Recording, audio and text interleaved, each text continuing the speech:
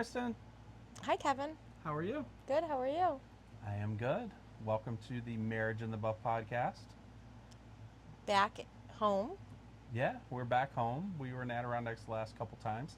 We are home in the podcast studio, aka basement, Mm-hmm. but we're not actually on the studio setup. We're on the wireless and shooting from over here today. It's a little more comfortable. It's a little hot here in Buffalo. Hot and humid. Very humid. It just like I feel like I'm in the South, so it's kind of crazy. Um, but we will survive. It can't Yep. stay this way longer. I'm We waiting to get see some 4 seasons here, snowflakes. so I love it. Sometimes in a day. Those are coming It's soon. okay. It's okay. Those days where it can be warm and cold and rain and snow and whatever else it wants to do in a day. So, what are we talking about today? Well, one of your favorite subjects, guilt. Why is that my favorite subject? I think because it's something you've dealt with and you still deal with. I think it's because I want people to be happy. And I don't want to be the cause of their pain. I think that's part of it. But I think that is due to family of origin.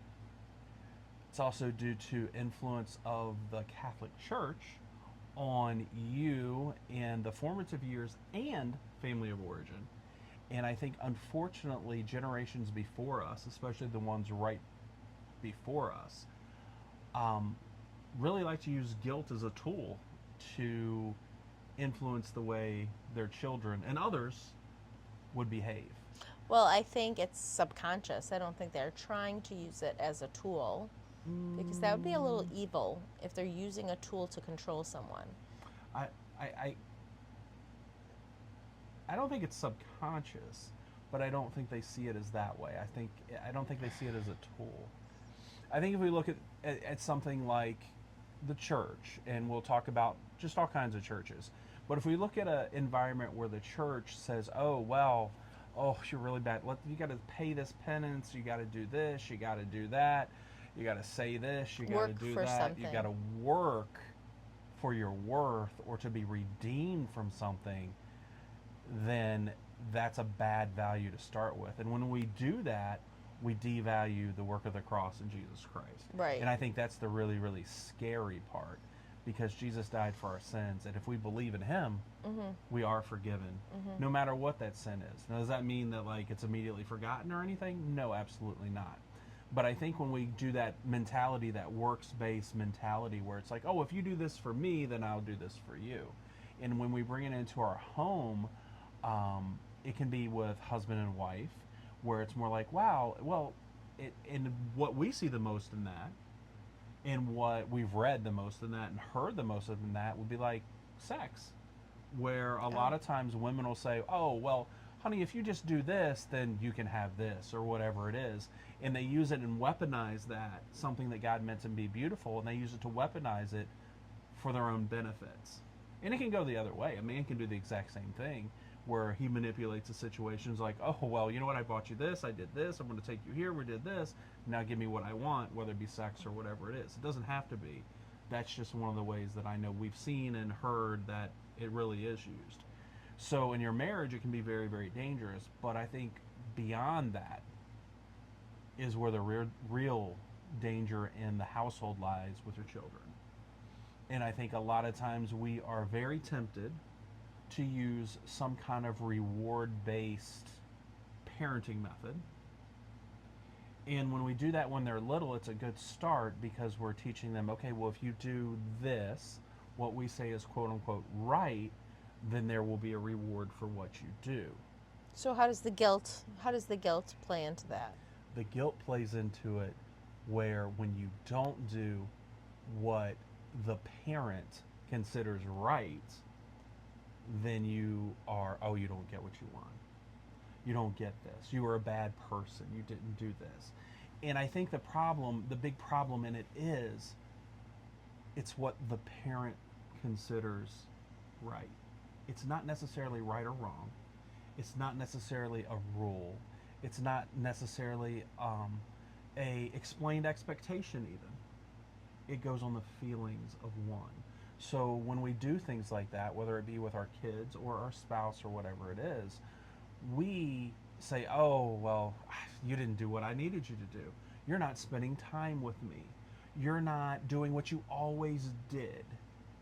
And a lot of times I think the danger in that with our kids, and even in our marriage, but really with our kids, when we do that, the big, huge danger is they're ever changing.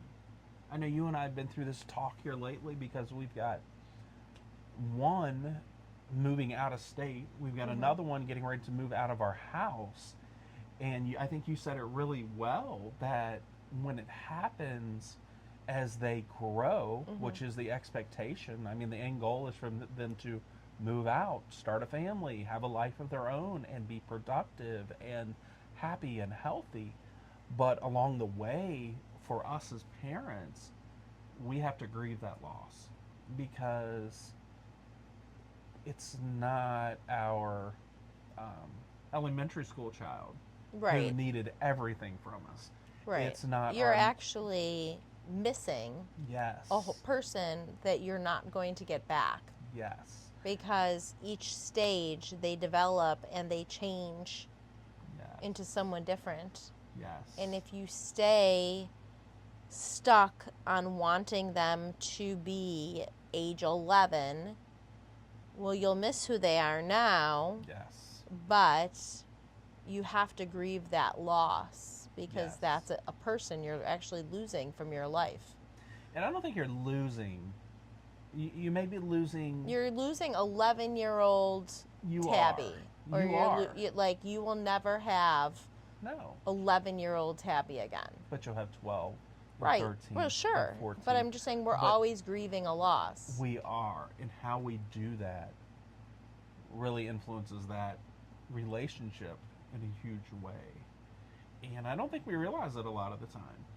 I think we get set in our ways and we get to a point where it's like, all right, this is normal. This is what I'm used to. You know, them coming home every night, or maybe they're out. Maybe they call you every day. And then maybe life changes. Maybe they get married. Maybe they have kids and they don't come over as often. They don't call you as often. They don't do these things. And we're selfish people. And we want 11-year-old, 12-year-old, 5-year-old. We want these ages back and these people that we had. Or maybe it's 18, 19, 20-year-old or 25-year-old or 30-year-old. Who knows what it is. But us being selfish people, if we refuse to grieve and grow, then we're never going to be happy for them either. And I think that's where the problem really, really is. If we can't grow with them, if we can't be excited about the season they're in. And accepting that our relationship might change. Yes. The season to come. Because God tells us the best is yet to come. If we can't be excited about that, if we're stuck wherever it is and we refuse to grieve that, we'll never be happy for anything in their life. We'll never be happy when they get the job, when they move, when they buy the car, buy the house, have the child, whatever it is. Right. Because we'll always harbor some kind of disappointment or resentment because they're not our little one. Right. I mean, that's acceptance of change. Yeah. And so how are you tying inevitable. that into guilt? Getting because back I to think the a lot subject. of times when we do that, when we don't acknowledge those things, we try to hold them to whatever standard there was before. So if our child's single, and if our child, maybe they're in school or whatever it is, and they don't have a boyfriend or a girlfriend, and they don't have a relationship, maybe they don't have a lot of friends or whatever, they're going to lean into us as their primary relationship. But as they grow and they get more friends or boyfriends or girlfriends, or they get engaged, they get married and stuff like that, if we've never moved past that part and we have an expectation of them, they got a new job or this, well, they're going to tell me first. Well, when they get married, they're not going to tell you first. And I think that's where a lot of things kind of fall apart. So you're saying that in that situation, that's an example Mm-hmm. of where we see guilt pop up. Yeah, because But it doesn't necessarily mean because of that situation a person will use guilt, because either a person is prone to using guilt because of, like you said, their family of origin, Mhm. but it's not situation based. No, I think it is that family of origin and stuff like Yeah. that. I think that in generations past, especially ones close to us, guilt was a tool. I think here in the North, in New York especially, um, with the Catholic Church, with Catholic schools, with things like that, it was an easy way to control people. It's like, well, we need more money. Well, you're bad people. You guys need to do this. Or in your family, it's like, oh, you just don't care. You don't love me. Oh, what's God going to think about what you're doing? What's your father going to think about what you're doing? Really turning whatever the situation is and kind of twisting it into this intellectual thing that it's really not. Into this mental thing of, well, what's whoever going to think of what you did? And when we do that and we condition that response, it makes it easier to manipulate that later in life, because then it comes to, well, that's not what I would have done. Did you never call me? You never want to go anywhere with me. Does your spouse always have to be everywhere we go, or do they always have to come over when you come over? Or do we all have to go shopping or to a movie or to whatever it is? But the problem It's is when we not with the person who's feeling guilty. No, and It's that's with the thing. person who is That's where administering it that. becomes manipulation. And it is And I right. think a lot of times, one, there's very few people would ever admit that that's what happens. And I think on both sides. I think, like in your case, you want everybody to be happy. I have watched that for 25 years. And it's one thing when you want me and you to be happy, and then we've got one child and two childs and three and then four. It's impossible for six people to be happy at the same time. So when they were little, maybe a little bit, but as people grow and mature, six people can't be happy I with acknowledge exactly that. everything at the same time. And I think that it's healthy to acknowledge that. Yes. But I don't think that you can say, because you like it when people are comfortable and satisfied, that's particularly a bad thing. That's not going to be the reason that you feel guilty. Not at all. So I think that it more comes down to letting go of your responsibility to make them happy. That's huge. You can't make another person happy. However, you can control how you treat people. Yes. So, to the degree of, as much as I can, I will treat people in a way that will not anger them, that will not cause strife, that will not cause fights, like stir up anger. And Proverbs says, do not stir up anger, do not stir up fights. So I think it's just, if that happens, I can only do what's in my control and not go outside that. And that's what I've had to learn. And that helps guilt, right? Yes. Like knowing what you are in control of. So we've been married 25 years. Our oldest will be 24 this year. Mm-hmm. How long did it take you to learn that? 22 years, probably.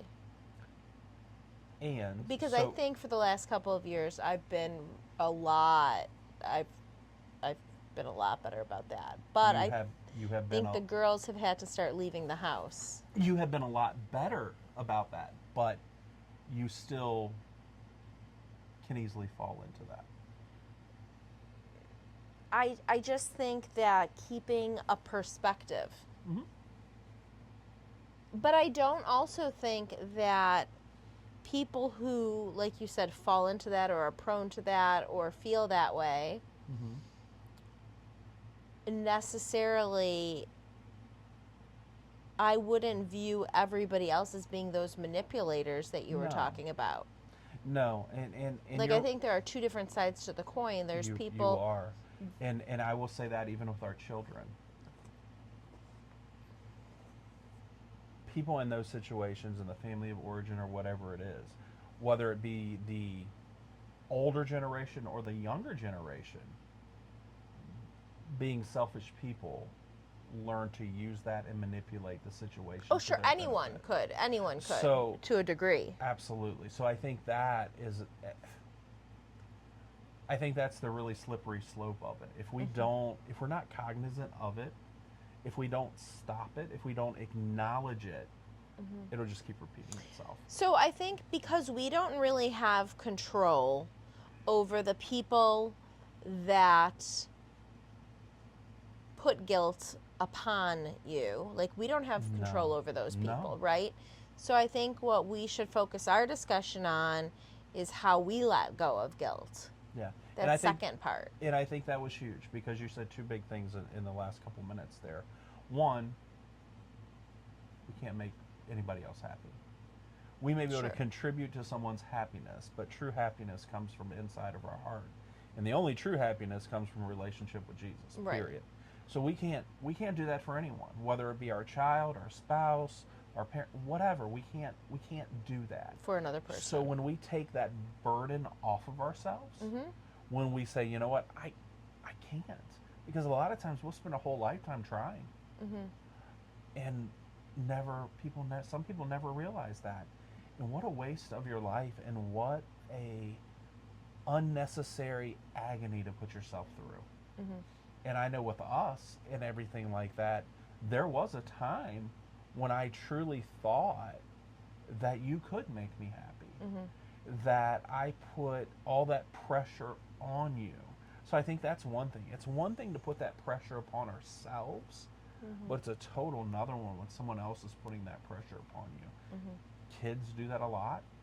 I think when they get older, when they get into those teen years and beyond, Or they even before expect that. you to give them everything all their friends But have, it's because everything they see. that's what we do when they're little because we have Yes. to. Yep. So it's almost like us as adults Mm-hmm. need to start being cognizant of not doing that all the time. Like Yeah. not saying cutting cold turkey. Okay, now we're done, Mm-hmm. because obviously they're not used to that either. But as they're young, doing smaller and smaller pieces that we relinquish to them. Yeah. And it's hard because we want what's best for our children. Mm-hmm. But at the same time, I think most Americans want just to make it easy for their children too. Mm-hmm. They want the best for them, but they want to do as much as possible for them so that's easy for them. And it's kind of hard to have the best and easy, because if you don't work for it, if you don't learn the lessons along the way, you really don't value what the best is. I think that I struggle most with, and I don't want to say it this way, disappointing people, but having people think poorly of my choices, which So- might be disappointing. And I don't necessarily mean the people outside my inner circle. I mean the people that are close to me. Mm-hmm. So I think guilt comes usually for people in a relationship that they're close with. Like we're not going to feel, like we might feel a little bit guilty that, oh, there was some stranger that wanted the last blueberry bagel and I ordered it. I feel pretty bad that they didn't get it. But it's not really like a guilt that is going to feel bad for you throughout the day. It might be an extreme. Yeah. But That might be an I extreme. think that's true. You may feel a feeling at the moment. Like, oh, I'm sorry but about it's not that. going to come back in an hour, 2 hours, 3 hours, 12 hours. You know what I mean? Right. It's not going to be a continual thing. Whereas if it's someone you are in a closer relationship with, I think for you, I think for women, let me say this. Okay, well, I believe for women, you internalize things maybe more. because women are And more you emotional think you just keep creatures. it going. Yeah, you just keep it going. Whereas a guy, now I will say this, there are guys too that do that. But I think more for a guy, the trigger is going to be seeing that person again, having a conversation with them. It could make picking up the phone and calling someone, going home, going somewhere or something. It can make that anticipation of that moment. That will be what triggers it. Whereas I Okay, think well, you, wait. So let me stop you. I have a question about that. Couldn't you say that that's because men want to avoid a difficult situation rather than feeling guilty? yeah, and I think those two can go hand in hand with men. I think men in general will compartmentalize something. Uh huh. So like, oh, this happened here, we'll put it here. This happened here, we'll put it here. But if this happened here and it was with you, and I have to go see you, gotta kind of pull that out back on the shelf.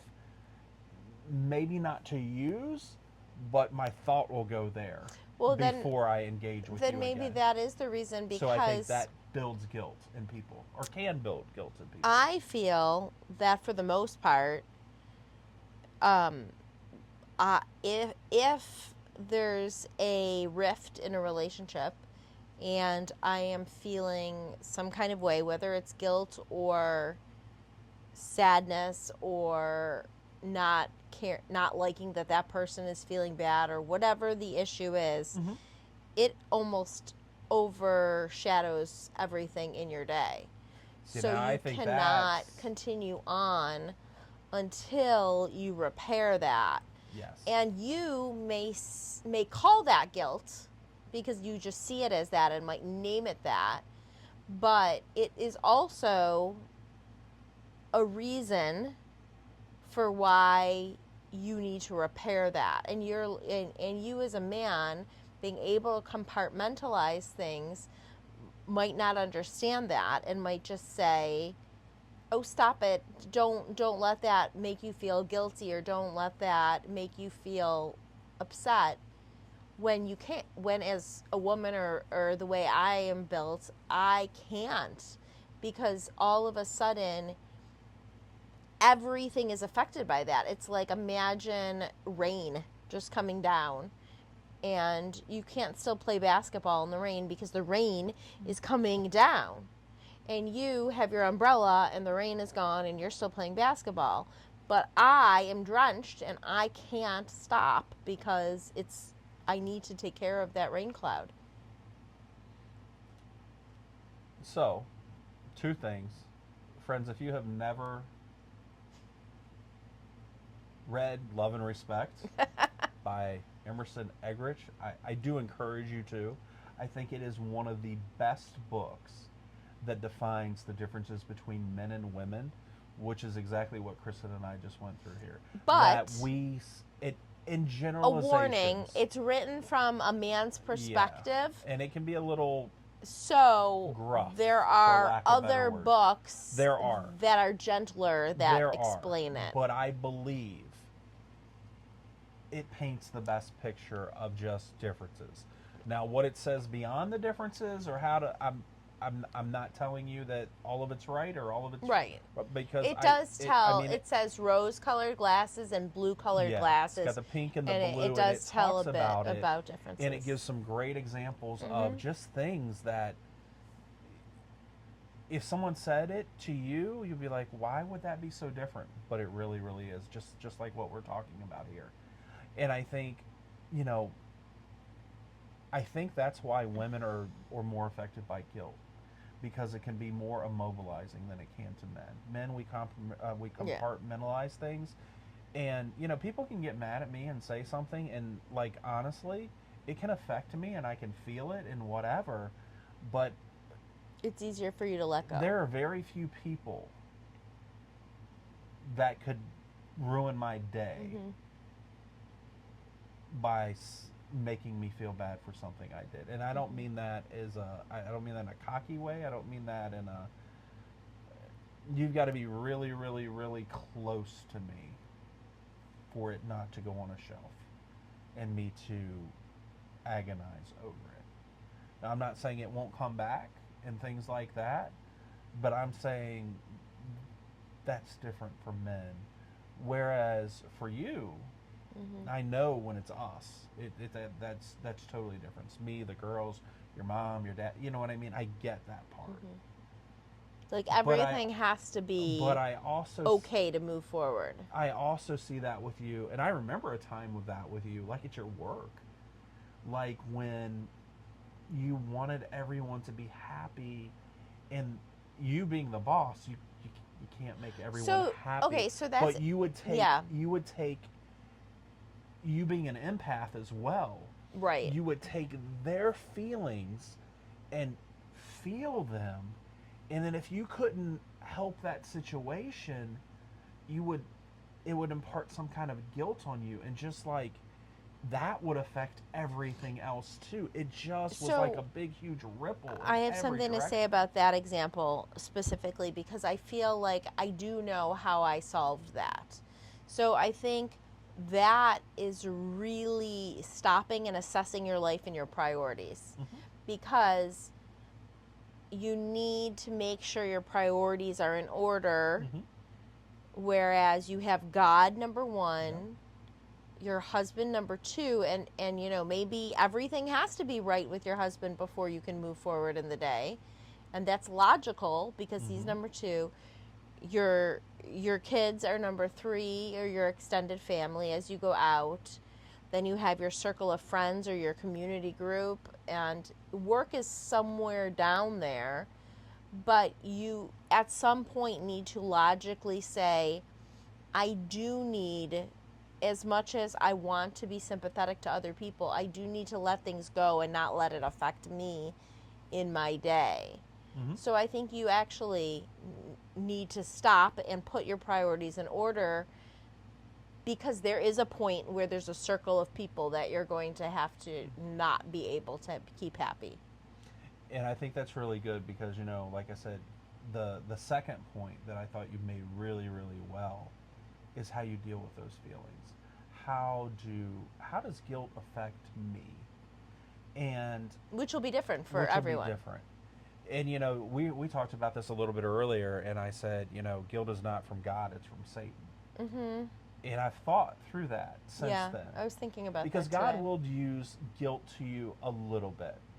The way God will use guilt to you is to point out your error, what you have done wrong.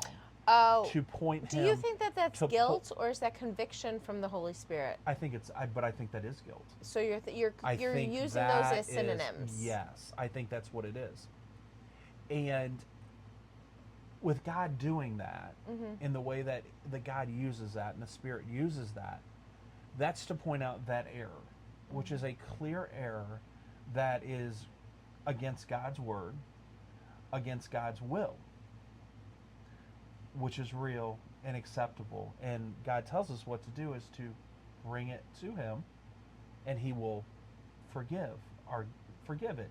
Once God forgives that guilt is lifted, or that guilt should be lifted.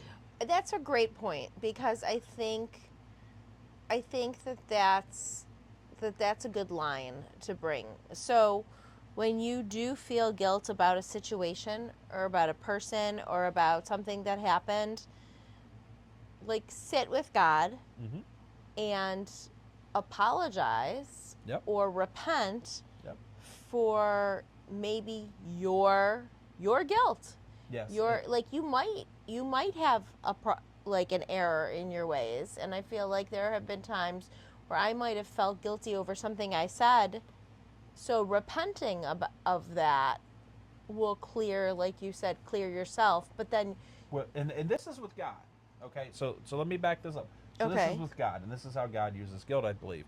And then in 1 John 1:9 it says, if we confess our sins, he is faithful and just to forgive us of our sins and to cleanse us from all unrighteousness. So cleansing us from that unrighteousness, he also cleanses that guilt from us. Mm-hmm. Now this is twofold. These are things that are grievances to God. These are things that Sure. are sin. They're against God's word. We can do things to one another that are not sin. They do not grieve God's word or whatever. We can offend a person and it's not sinful. We can do something someone doesn't like or agree with, Yeah.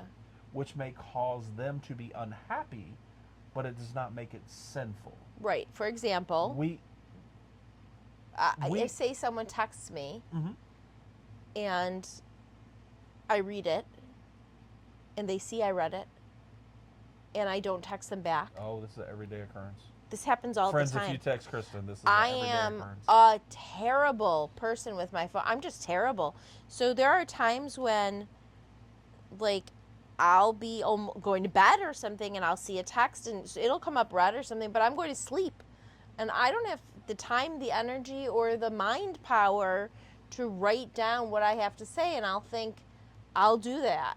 And sometimes I do later or a day or two. But then, for example, someone today said, you didn't reply, so clearly you're upset with me. I'm so sorry. Well, no. So I made that person feel guilty Mhm. because they thought I was upset from what they had said to me Mhm. inadvertently. Mhm. But my point is, what I did wasn't sinful, right? But it's still a grievance between two people Yep. because of my poor because I shouldn't be in a cell phone age. Like, bottom line is I should still be in the 80s or something. 80s. Yeah, I don't want to go back to, like, Is that the 1880s? Pony no, I Express? don't want to go back to Oh, the okay. 1880s. The 1980s are fine. 1980s, Are yes. perfectly fine. Ooh. I'll have I mean, there's a VCR few. tapes Oh, and that's awful. Awful. and awful. some anyway. Awful. So So that's Here- an example, here- right? that of, is an of a example. non-sinful. that is an example. Okay. Now, in these cases, and I think in all cases, like if we do something to another person that grieves them, that causes this feeling with them, it's number one, it's just like with God. If there was an error upon our part, that whatever, admit it. Like, say I'm sorry. Mm-hmm. Like, own it. Say, oh, I'm sorry, whatever. And it's their choice to forgive you or not. It's their choice or whatever. But if you have gone to them and asked for forgiveness, if there's any kind of restitution or whatever, and you have done that, you have lifted the guilt off yourself. You But you now, don't need to antagonize that is only in those situations where it's sinful. You're not talking. I'm not even talking about that. I'm talking about, so if you let's use this example. If you're newly married, Mm-hmm. let's say this. If you're newly married and you have always gone on vacation with your parents, your mother, father, whatever it may be. This year you decide you're just going with your new husband, wife, whatever it is. Right. You guys are going to do something different. You're not going to Sure. partake in that. That can hurt your parents' feelings, Sure. obviously. It's I mean, not sinful. as us as parents who have older kids now, we get our feelings hurt a lot. All the time. Okay. Daily. And sometimes we may not come across the nicest way when it happens. But in the end, because you chose to do something different and you're at a different stage, especially if you're married, you're at a different stage and you chose to do something different, I may be hurt, but I have no right to be offended. I Sure. have no right to hold But that that's over my point. You or shouldn't have anything to else. always apologize for every choice you make. No, but you that's can in a situation like that where there's a shift or a change Mhm. in the normal that it's been. You can say, you know what, Mom, Dad, I'm sorry. Okay?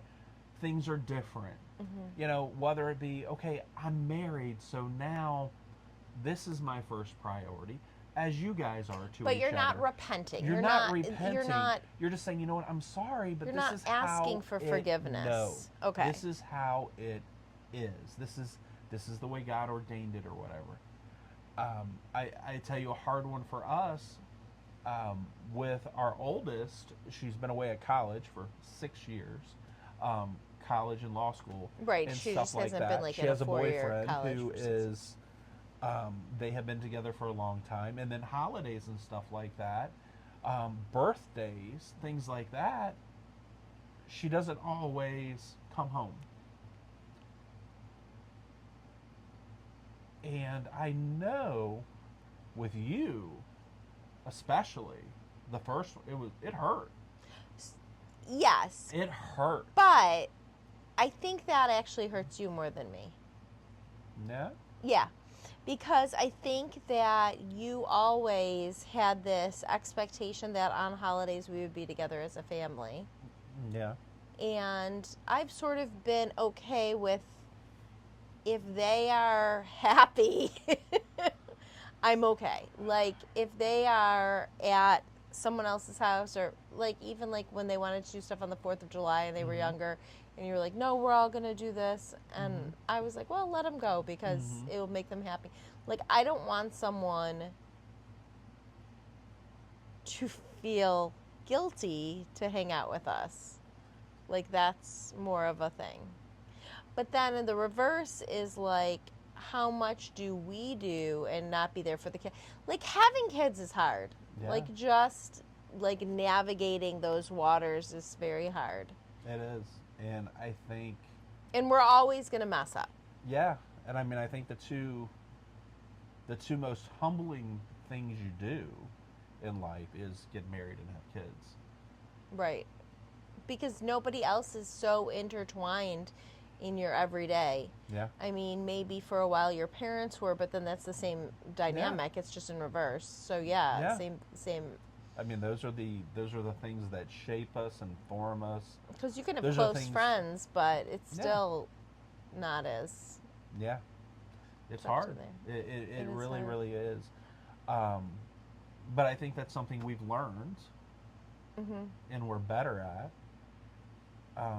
That doesn't mean it doesn't hurt Mm-hmm. when they do whatever the new thing is, whatever the different thing is. Although And I it's think a good lot to set the expectations.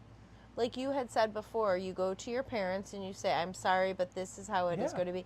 So I think that you overcome that By communicating. by the communication. Yeah. And honestly, like I think we could probably go on with this conversation. We're not going to for another hour, but Right. because it's interesting to unpack, and I think guilt is just something that is going to happen. You might name like feeling bad guilt. You Yeah. can name lots of things yeah. guilt.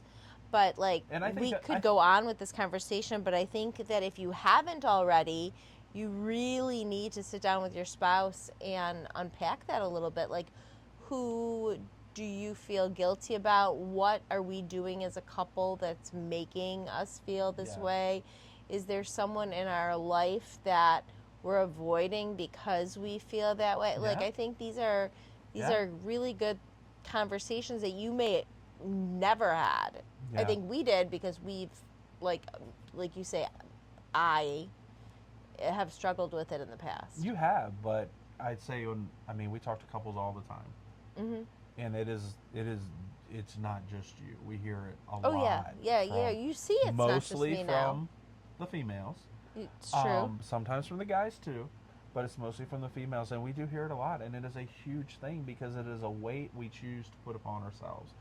On the flip side of it, if you are the parent, if you are the spouse, if you are the friend, whatever it may be, anytime we try to transfer our feelings Mm-hmm. of anger, hurt, whatever it is, onto another person, Grief. whatever we're trying to transfer Right. onto them, we're trying to manipulate them. Yeah. We're trying to manipulate them Yeah. to get them to either do what we want them to do, say what we want them to say, or feel our hurt or our pain or anger or whatever it is. And when we do that, Yeah. that is not fair to that other person. I don't care what And it I is. think if you're it's in not that fair. type of situation right now, the best, now you might have a different solution, but I do think that the best solution is to actually take a break from the relationship for a little bit Mhm. I mean, obviously not spouse. Right. That you might need counseling for if your spouse is making you feel guilty Right. about something. But as far as a friend or something like that, take a Family member.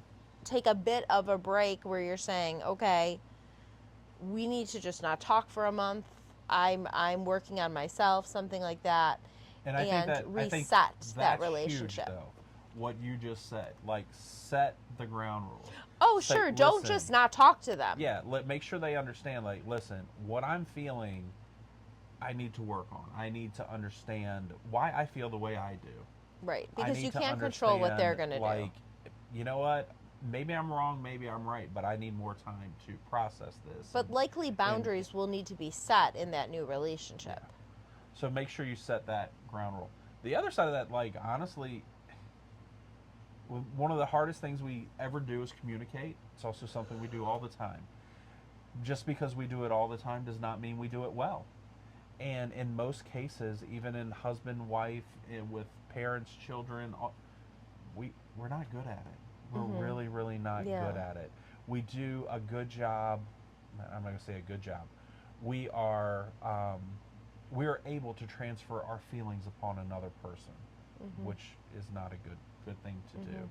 We are really inept when it comes to explaining our feelings to the other person in a way that is healthy, in a way that will create healing or moving on or understanding or grieving the loss of where that person was. So getting back to where you started about communication, would you say that if someone is making you feel guilty about something, you acknowledge that and tell that person? Yeah. I mean, I think so. I think, I think it's kind of like that backhanded thing. That I'm sorry that I made you feel this way. So you acknowledge the feeling. No, if you're the person who feels guilty. Yeah. Oh, okay. I think you say, you know what, I am sorry I made you feel this way. Oh, gotcha. I did not mean to. That was not my intention. I don't, and maybe stop right there. Depending upon the relationship and what's going on, maybe you dive deeper into, I really don't understand what I did or what I said or how what I did made you feel this way. And likely you're going to unpack something else. Explain it to me. And especially if it's your spouse. I mean, that's number one, if it's your spouse. If it's your spouse, and when you go have through to do that. I think a huge part of that is when your spouse asks you that, don't be offended. Be willing to talk and communicate, well, this is what I'm feeling. Which, if it is your wife saying this to a husband, one of the hardest things for any guy to do is explain why he feels anything about anything or any sort of way. So be patient. Now, when whichever person says this is it, I think another huge part is you need to be able to say that back to them to make sure you understood what they said for two reasons. One, so the other person feels heard, so that they know you heard what they said and understood it.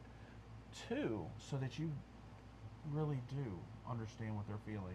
Because I think a lot of times in this, it's going to be a pretty gray area and maybe a lot of stuff comes into it. Right, I think because there's underlying things there. To be able to grab that piece out of it that, like, okay, this is it. And maybe they don't even realize that, but to be able to, when you get it to that piece and you understand, well, oh, this is why Kristen felt this way. And I can vocalize that and say it to you, and you hear it, and you feel that I understand. But not everybody is that mature. No, they're not. And I think that's the process. So you might not get that. You might not. And I think, like, with your spouse, I hope you do. Well, with your spouse, I think it might not be today. Right. This might be a work in progress that takes a long, long time to get to. But you need to start working on that communication. That's what I was going to say. That's exactly what I was going to say. It has to be the open communication. You first have to know each other's communication first, because you sometimes think that I'm running or something, but I need time to process things, and you already know that about me. But early on, I mean, there is no way you imagine that. Like, you need to speak to each other about what your communication style is and how it's best. And I know that you want me to repeat what you say in my own words so you feel heard. Mm-hmm. And then that just means you need to talk slower. I have too much to say to talk slow. But no, this was a great scratch on the surface of guilt. Yeah, and I think, don't think we got deep, but I think No. it's Got- good to start a conversation with.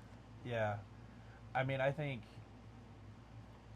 there, again, anytime we try to transfer our feelings, we try to transfer our anger, our hurt, or whatever onto another person And not to accept what they feel. just like put it on them. Yep. We're wrong. Right. We're wrong. And anytime we're in a situation where we see that, we feel that, we get that, we need to realize we're not responsible for that.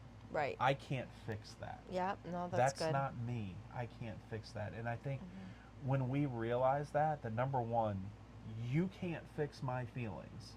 You can't fix the hole in my heart that only Jesus can fix. You can't do that. And And when you realize that part, it's going to free you. right. And you're going to be in a better position to speak to me and speak into me and talk to me, because you're not held down by that, and I think that's a huge part. Same side, like, until I can figure that part out, until I truly understand that part, and I quit looking to you for my happiness or to solve every problem or whatever it is, I'm never going to be happy either. And I have to realize that upon myself. I mean, so much of it is, we say this all the time, you've got to fix the vertical. Yeah. And that's on both sides. And I can't fix her vertical, she can't fix my vertical. We have to fix that on our own. And you know what, if we're in a situation where we've got it right and we don't believe they do or whatever, Right. the best way to help them is just to love them Yeah. and to be Pray for them. caring and loving and pray for them and show them Jesus in every way we can. One thing that you said, about guilt and making people happy, I think there's a big difference between wanting to not hurt other people's feelings, wanting to be considerate of their feelings, wanting them to feel loved by you, and guilt, feeling guilty when they don't. But if you're always feeling like you are never enough, you're never making them happy, and I don't want to say making them happy like you're trying to, but they're not happy based on your feelings, like you're always doing the wrong thing. At some point you need to say, okay, this isn't anymore about me having a good relationship with this person. It is now about them needing something that I can't provide. Like, that's when you let it go. Yeah. So there is a line in there, because I think in a day-to-day basis, we can't just say, oh, I don't care what anyone feels. Like, you can't just walk through life not caring what people feel. Like, that's the absolute opposite extreme. But there's got to be a healthy determination. Yeah, and I think, so much in what you just said. I think, number one, between you and your spouse, like, you just have to be going for the communication and working on it, no matter which side you're on of it. You have to be working on that communication. You have to be pulling Jesus down into the middle of your marriage. It's that whole triangle thing. If he's not in the middle pulling us up, the devil will just slide right down to the devil on our own. So we need to keep him in there to keep working on that and keep the communication up. If it is our child and they are a minor, I'll say that for lack of better terms, if they are still in our house and we have a control of any sort of that, we need to do everything we can to be working on that relationship, working through it, whether it be communication with one another, whether you need to do counseling, whatever it is, you need to be active on that. Once that child is of age and gone somewhere, we cannot bear all of the burdens of them. We cannot take the guilt for everything they do. Well, they they cannot become point it adults. back to us. Same thing with our parents. Once we get out of the house, we cannot make them happy. We cannot And a be lot of that is sorry that grief. that we're not there because They haven't might be grieved the grieving thing an old or relationship anything with us. of the sort. Yeah. We don't There's get so to, many nuances. There you just are. can't go into all of it. We don't get to pick our family. We do get to pick those that we have around us constantly. That's why the circles are so important today. I was reading Proverbs and it talked about people of wisdom, that have wisdom breeds wisdom, that have those people wisdom in your life, those people that you choose to do life with, those do people that are community in with. that inner circle. Looks like Jesus. Jesus had had tons of people follow him, thousands of people follow him. He had his close 3, and then it went out from there 12, and so on and so forth. Yeah, but those were the people who we get to choose who speaks into us. We don't get to choose who speaks to us. There's a lot of people that speak to us, but the ones who speak into us, the ones who that we decide, okay, I'm going to listen. And we listen to what people say too. I listen to what people say every day. Doesn't mean I listen to what they say. It doesn't speak to my heart and my soul. Those people we do get to choose. Sometimes it's our family. Unfortunately, sometimes it's not. You know, a we great need place to set those boundaries. where community happens? Life groups. And our Church. retreats. Oh yeah, that's true. So fun fact, and maybe we dive deeper into guilt as part of our breakout for this next retreat. But it's going to happen in September, and we're going back to the Adirondacks. And we're taking friends this time. It's going to be a great adventuresome retreat the weekend of September 14th. September 12th through 14th.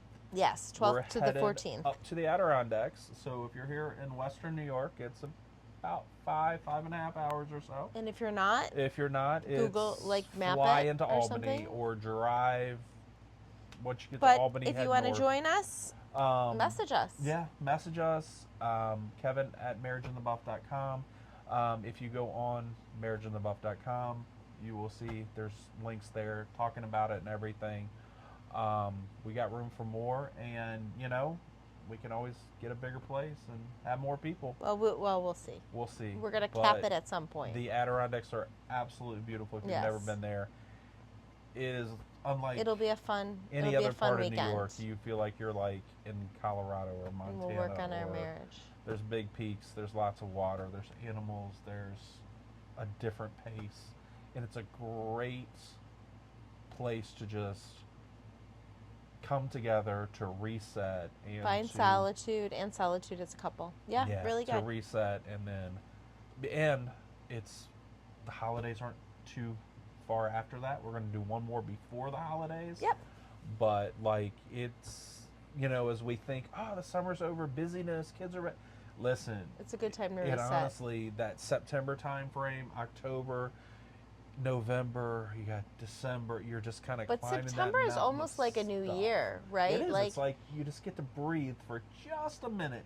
You're coming out of all the You've got busyness your of summer, routines start back up. and then you're starting to build into holidays and stuff. And if you're in Western New York, winter is coming, and so there's just so much that it's a great time. It really, really is a great time, and you get to hang out with us in the Adirondacks for a few days and have fun and eat, and like you said, fellowship, the community. fellowship piece of it, the community piece of it. You are going to just make bonds that hopefully last forever. Yep. So have a great week, guys. Have a great week. We have we might do a couple more short ones this week, but on Friday we have our friends who are going to join us on the podcast and tell their story about a crazy, incredible story of just God and how we God and their couples. Yeah, we have personally seen it. Yeah, awesome. In amazing ways in this last year. So, like the podcast, share the podcast. If you got any questions, reach out, Kevin at marriageinthebuff.com. If not, have a great week, and we'll see you guys soon. Bye. Bye.